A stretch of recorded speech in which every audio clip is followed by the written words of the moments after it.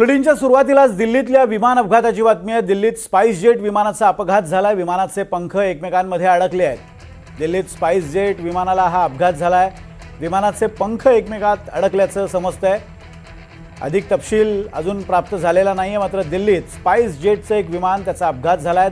दोन विमानांचे पंख एकमेकांमध्ये अडकलेले आहेत।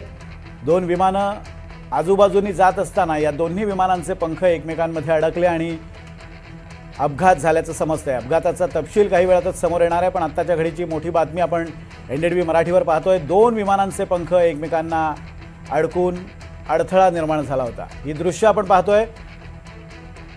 हँगरमधून विमानं ये जा करत असताना हा सगळा प्रकार घडल्याचं समजतंय। रामराजे शिंदे आपल्यासोबत याविषयी बोलण्यासाठी आहेत। रामराजे, काय अधिक तपशील आहे या अपघातासंदर्भात?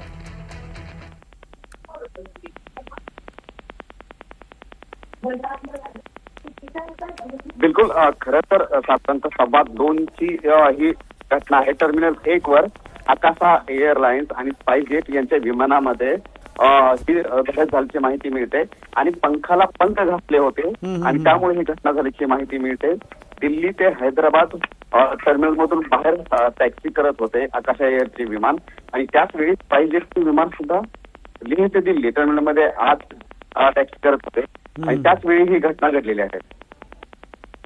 धन्यवाद रामराजे, दिलेल्या अपडेट्सबद्दल। आपण ही दृश्य बघतोय। या दृश्यांमध्ये स्पाइस जेटच्या विमानाचा पंख, त्याचा वरचा भाग स्पष्टपणे तुटल्याचं दिसतंय।